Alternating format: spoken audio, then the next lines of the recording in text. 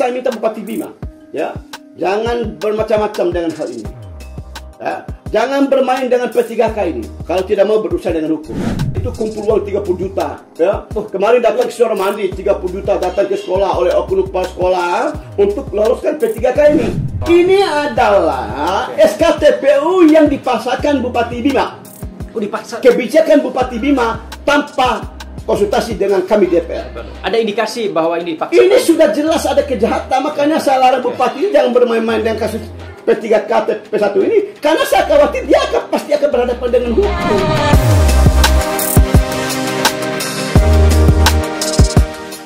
Halo guys, ini kita kembali lagi di podcast Om Punet. Kali ini kita di program Bahas Asik di Basi. Kali ini kita kembali dengan salah satu pembahasan dan juga isu-isu terkait di Kabupaten Bima, Nusa Tenggara Barat. Kali ini kita sudah bersama dengan Bang Rafidin dari Ketua Komisi 1 DPRD Kabupaten Bima. Nah, ada beberapa pembahasan yang perlu kita tanya ini dengan beliau.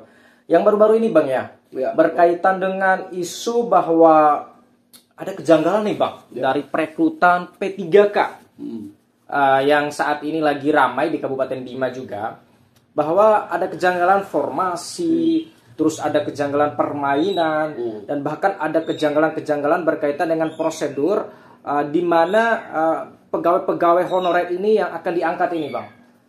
Ini Abang, apa data yang Abang dapat dari proses ini? Mungkin bisa diceritakan Bang. Ya, terima kasih ya.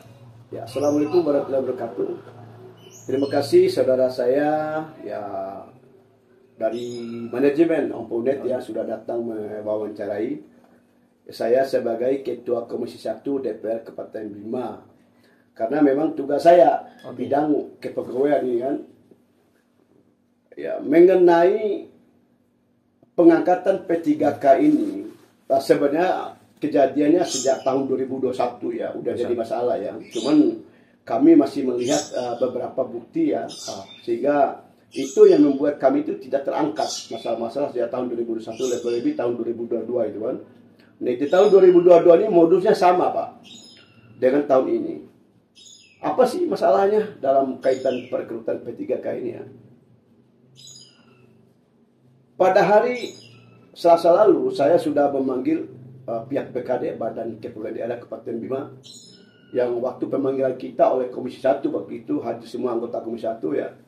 Yang hadir dari pihak BKD itu kepala badannya ya, Pak Abdul Wahab Sarjana Hukum, didampingi oleh dua kabit waktu itu kan, ada Pak Indah dan ada Rambo. Saya tidak tahu nama asli Rambo, itu biasa dipanggil Rambo kabit itu. Dalam pertemuan tersebut kami dari Komisi 1 fokus dengan data.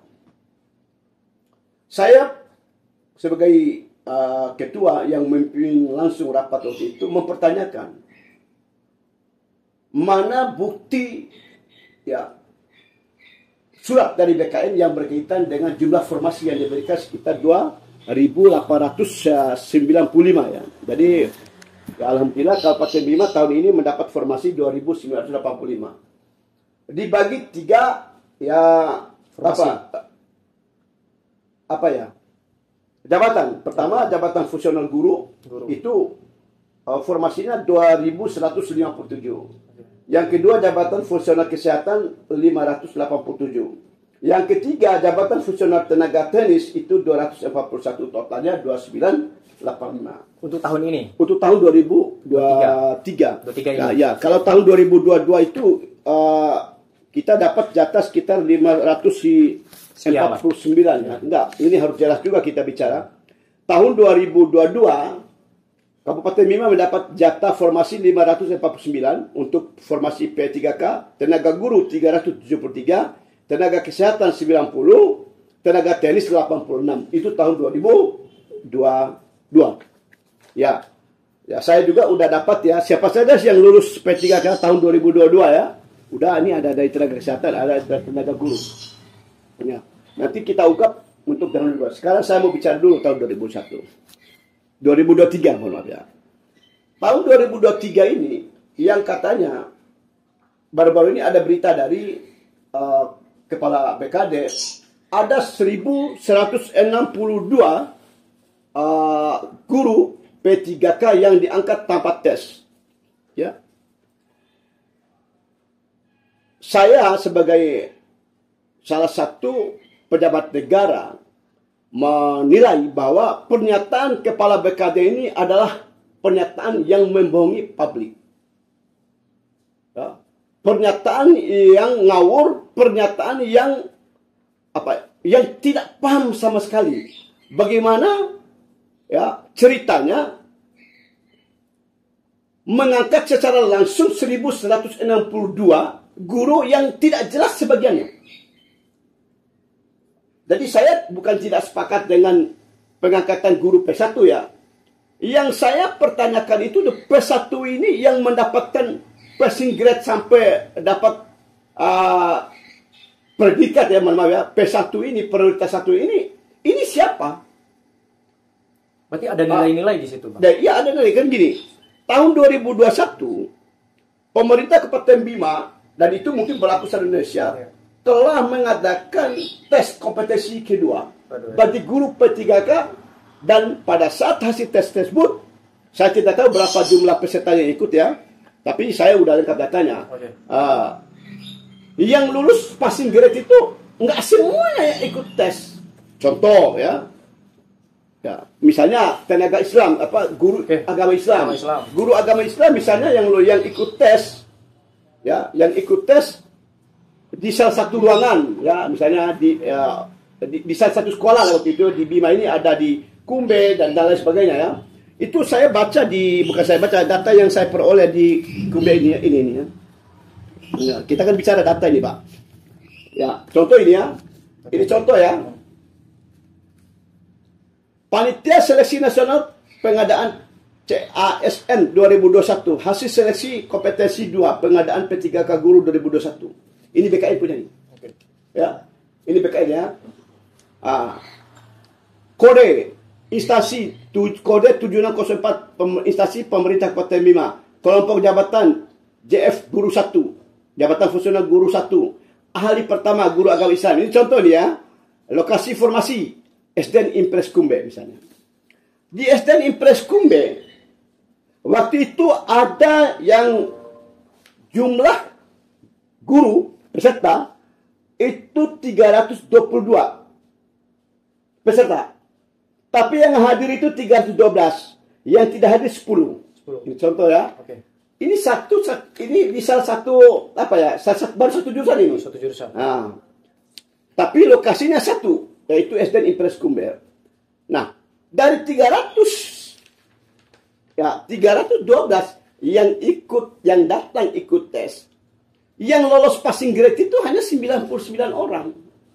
Selain dari 99 orang itu, dia ada posisi P2. Ini sampai 99 ini ya. Nah, selain dari 99, mulai dari nomor 100 itu, mulai Sulaiman, dia ada di P2. Sampai akhirnya itu ada tidak lulus ini. Banyak sekali tidak lulus ini. Banyak sekali. Ya, karena tidak memenuhi passing grade ambang batasnya. Ambang batasnya ada. Itu baru satu jurusan. Bagaimana dengan semua jurusan? Itu salah satu kejanggalan yang ada di proses itu. Pertanyaan saya begini. Apakah yang dikatakan oleh Kepala BKD 1162 itu diangkat langsung itu termasuk yang ikut tes ini P2, P3 dan sebagainya, atau tidak? Ya, kalau itu dilakukan pidana. Kenapa? Karena mereka batu tes tidak mencapai passing grade, artinya tidak lulus. Maka mereka harus ikut tes lagi. Tidak sesuai dengan prosedur yang ada. Begitu. Tidak sesuai dengan prosedur, dan ini kalau dipaksakan pelanggaran pidana, pasti itu kan. Nah, itu pernyataan kepala dinas terkait itu ketika rapat dengan dengar pendapat dengan Komisi 1 begitu. Bukan, pernyataannya di koran. Oh, ya. Memberikan pernyataan di media massa setelah kita rapat ya. Tapi pada saat kita undang itu mereka nggak datang. Ya, kenapa? Karena waktu kita RDP dengan BKD hari Selasa itu, sampai hari itu Selasa kan saya saya skor RDP itu, saya minta untuk datang Rabu, membawa data, nggak datang sampai hari Jumat kemarin. Ya. Oleh karena itu saya tidak tahu kenapa tidak mau datang dan sebagainya. Tapi yang jelas bahwa pengangkatan yang secara langsung diakui oleh Kepala BKD itu diduga kuat adalah peserta P1 yang direkayasa. Oke. Ya, saya sebagai Ketua Komisi 1 merasa bangga. Ya, merasa bangga pemerintah daerah Kabupaten Bima telah berhasil mendapatkan formasi 2.985. Ya. Ya, tinggal 15 orang aja sampai 3.000 ini kan. Oke. Tetapi ya, kalau yang diluluskan adalah orang-orang yang tidak jelas, orang-orang yang diduga kuat ada keterkaitan dengan kejahatan, ya, kejahatan money politik atau kejahatan sogokan dan sebagainya, ini harus kita lawan. Oke. Ya, saya dalam hal ini tidak akan saya biarkan. Saya sepakat dan sangat mendukung P1 yang mencapai passing grade diangkat langsung. Tetapi kalau Oda di P2, P3 lalu mau diangkat, bagaimana dengan tenaga honorernya? Kenapa? Ini jangan salah, Pak. Di Kabupaten Bima ya, di Kabupaten Bima ini, di Kabupaten Bima ada 2.000 lebih THK 2. Ini maksud saya, no? THK 2 di Kabupaten Bima ini. Ada 2.000 THK 2 ini yang harus menjadi perhatian khusus. Siapa THK 2 ini? Ya. Tenaga honor K2 ini adalah tenaga honor yang pernah mengikuti tes seleksi tahun 2013. 13 yang udah lama. Udah lama. Mereka ini sudah puluhan tahun mengabdi. Oke. Baik di guru, kesehatan, maupun teknis. Teknis. Kita bisa melihat seluruh OPD ada TH2. Seluruh sekolah ada TH2. Ya. Kenapa mereka tidak diangkat lebih dulu? Baru masuk ke P1. Oh, betul. Ya kan? Ini kan tidak. Nasib THK 2 diabaikan oleh pemerintah Kabupaten Bima. Kenapa? Mengangkat langsung 1.100 sekian banyak itu, Pak, tanpa tes. Lalu orang itu tidak jelas dari mana asalnya. Ini kan sebuah kebohongan, kejahatan yang segera dihentikan oleh Bupati Bima, Haja Indah Damayanti Putri. Kenapa? Ini kebijakan Bupati Bima. Jangan salah. Ini kebijakan Bupati Bima. Ini kebijakan Kepala Dinas. Ini kebijakan pihak-pihak yang berkonspirasi bagaimana melakukan kejahatan dalam kaitan perekrutan P3K di wilayah Kabupaten Bima. Dan ini sudah berlalu, sudah berjalan 2 tahun terakhir, mulai dari tahun 2020, 21, 22, itu sudah berjalan kejahatan ini ya. Oke. Yang ingin saya tanyakan ini, Bang, Ya. berkaitan dengan pengangkatan berapa ratus orang tadi yang ingin diangkat oleh teman-teman oleh pemerintah daerah tadi, Ya. yang tadi dikatakan tidak sesuai dengan passing grade dan lain-lain. Kalau prosedur pusat ini, Bang, ya, kan P3K ini kita tahu bahwa ada bagaimana sih sebenarnya prosedur pusatnya itu kalau teman-teman Komisi 1 memahaminya, sehingga ada indikasi bahwa teman-teman di daerah ini bisa bermain seleluasa ini begitu. Ya. Kejahatan seperti ini, dia dilaman sendiri. Oke. Justru saya menduga kuat ada kelibatan pihak BKN pusat. BKN pusat begitu. Ya, kenapa? BKN pusat harus buka mata. Oke. Membuka kembali data PHK 2 tahun 2002, PHK 2 tahun 2022 atau tahun 2023 terakhir ini yang diberikan oleh Pemerintah Daerah Kabupaten. Oke. Artinya, ketika BKN melihat ternyata di Kabupaten Bima masih ada THK 2 sekitar 2.150 loh. Oke. Kita ini masih punya THK 2 yang belum diangkat sama sekali itu, baik guru, kesehatan maupun tenaga masih 2.150 orang. Dulu itu nilai itu kalau sebelumnya 2.600 sekian. Kenapa? Karena Kabupaten Bima dapat jatah 549 tahun 2022 sehingga berkurang menjadi 2.150 THK 2. Oke. Ya. Nah, THK 2 ini yang harus diprioritas, itu yang diangkat P3K. Betul. Tidak perlu dites, bila perlu kan. Tetapi karena ini harus melalui prosedur tes, oke, mereka daftar, mendapat kartu peserta tes, tapi tidak tidak harus dengan ambang batas nilai mereka. Oke. Yang penting ikut daftar, mereka tetap diangkat jadi THK 2. Ini kan bukan begitu dilakukan oleh pemerintah Kabupaten Bima. Ya, Langsung ingin mengangkat begitu. Memprioritaskan P1 yang tidak jelas. Tidak jelas. Makanya saya minta Bupati Bima, ya, jangan bermacam-macam dengan hal ini. Ya, jangan bermain dengan P3K ini kalau tidak mau berurusan dengan hukum. Saya sebagai Ketua Komisi 1 sudah bulat pikiran saya. Akan saya lapor secara resmi kepada aparat penegak hukum kalau ini dipaksakan. Oke. Kalau dipaksakan. Apakah ada indikasi, Bang, dipaksakan proses ini tuh mungkin teman-teman ini ada titipan keluarga, ada mungkin tadi kan kemarin Kementerian Dalam Negeri juga, Menteri Dalam Negeri menyatakan bahwa memang honorer-honorer yang ada di Kabupaten Bima, honorer bukan, mohon maaf ya, honorer-honorer yang ada kebanyakan di tempat-tempat kabupaten dan kota di daerah ini, kebanyakan keluarga dan tim sukses dan lain-lain begitu. Oke ya. Apakah ada setoran-setoran juga di situ kira-kira, Bang? Ya, oke ya. Kenapa saya ungkap hal ini? Oke. Karena ada kejahatan. Oke. Kejahatan seperti apa? Kejahatan sogok menyogok. Sekarang Anda tahu nggak? Wartawan coba sekarang kalau mau tulis pantau keadaan di Bima. Kemarin ada inbox ke saya dari Wera, itu kumpul uang 30 juta. Ya. Kemarin datang ke Suramandi 30 juta datang ke sekolah oleh oknum kepala sekolah untuk loloskan P3K ini. Oh. Enggak sedikit, itu baru 30 juta loh satu orang. Ini tuduhan apa Bukan, ada ini bukti? ini laporan dari masyarakat ke kami. Dari Komisi 1 ke Komisi 1 begitu. Saya sebagai anggota DPR, saya ini kan anggota DPR mungkin yang, maaf ya, yang main medsos itu saya loh Pak. Oke. Jadi mereka imbau ke saya, terus ditambah lagi pengakuan, ada pengakuan. Ada pengakuan, ya. ada yang minta duit gitu. Ada yang datang ke masih siko, ada yang jalan, mereka ini kan struktur. Jangan salah. Kejahatan ini terstruktur mereka ini. Ada yang ngumpulin duit, ada yang buat store. Ada yang namanya korwil. Kan? Korwil. Misalnya kalau di Suramandi siapa korwilnya yang bermain? Yang dipercaya untuk mengumpulkan uang. Berarti korwil ini bermain juga, begitu? Ya. Korwil ini bermain untuk mengumpulkan uang itu. Nah, korwil ini kan kita bukan korwil maksudnya bukan korwil apa mereka UPT bukan. Ini korwil, ada koordinator wilayah mereka di masing-masing kecamatan ya. Itu baru satu sisi ya. Nah, sekarang juga ada isu lagi bermain tahun 2022 itu atas perintah oknum tertentu disuruh tarik uang 4 sampai 5 juta untuk penempatan lagi. Satu SK penempatan ditarik uang 4 juta sampai 5 juta. Kalau dikali, misalnya sekarang betul. dikali 2.985 ini Pak, banyak sekali uangnya.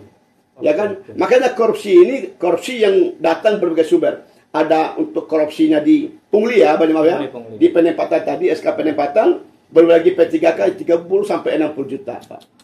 Nah, oleh karena itu saudara-saudaraku ya, saya berharap kepada Bupati Bima, mari sadar. Tidak gampang mengabdi pada rakyat daerah ini. Dan tidak mudah. Kita tidak perlu meretorika yang baik-baik di tengah masyarakat. Buktikan kalau kita ini bersih di mata rakyat. Bagaimana caranya? Kebijakan yang diambil oleh kita itu akan terukur seberapa besar kita ini mengabdi kepada daerah ini. Seberapa serius kita mengabdi pada daerah ini. Dan seiras seperti apa kita mengabdi ini. Pada rakyat. Apalagi kita ini kan, saya kemarin baru baca ke orang, ya, di mana Pak Wali Kota Bima ya, ditahan oleh KPK karena korupsi. Ya. Pada hari itu juga kasus dugaan korupsi penyataan modal yang nilainya 98 miliar keseluruhan ya, keseluruhan angka penyataan modal itu lagi penyidik kejahatan tinggi. Ini kan tanda-tanda bahwa di daerah Kabupaten Bima itu juga udah menjadi target. Ya, target siapa? Target aparat penegak hukum. Oleh karena itu, hentikan semua ini, Pak. Mari kita melihat bagaimana keringat harapan dan doa 2.000 lebih tenaga honor K2 yang sudah lama mengabdi, menunggu untuk diangkat dari P3K. Sekarang pemerintah pusat memberikan jatah formasi hampir 3.000-an. Lalu THK2 tidak perhatikan, justru P1 yang tidak jelas dan yang diduga kuat semuanya rekayasa. Ini lebih banyak rekayasa. Ya, diperintahkan oleh kebijakan daerah Kabupaten Bima.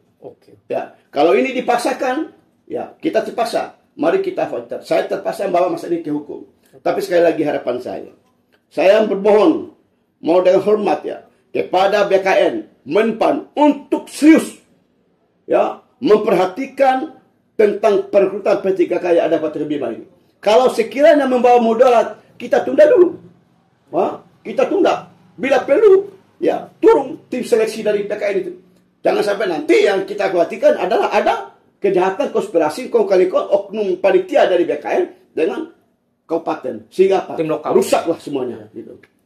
Berarti tuduhan tadi Bang, bukan tuduhan ya, dugaan kita bersama bahwa dipaksakan, diangkat tanpa seleksi tadi, tanpa ada kesidar dan nilai dan lain-lain tadi, dengan ada sogokan, dugaan sogokan dan lain-lain itu, ada nggak masukan resmi ataupun laporan resmi ke Komisi 1? Sampai hari ini belum ada laporan masuk. Tapi kita sebagai DPR tidak perlu menunggu laporan yang masuk. Kami melihat ada kejanggalan, ya kami respect, ya. Kami langsung respon. Tapi intinya begini loh ya. 2.985 itu diperuntukkan kepada THK 2 dan P1. Siapa THK 2? Tenaga honor daerah yang sudah mengabdi puluhan tahun di berbagai OPD. Mereka ada di guru, ada kesehatan, ada tenaga teknis. Siapa P1?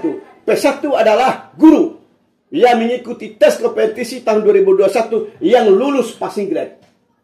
Nah, yang lulus passing grade itu terbatas.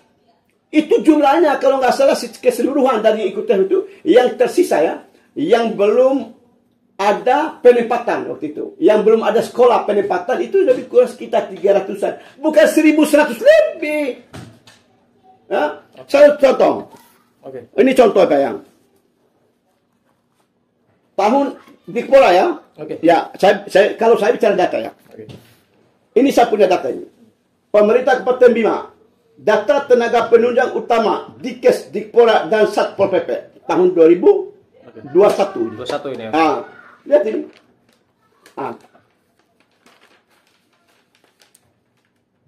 Tenaga penunjang utama TPU jumlah ya. Polisi Pamong Raja 733. Tapi bertambah lagi sampai 878 lagi pertama. Pendidikan guru 165.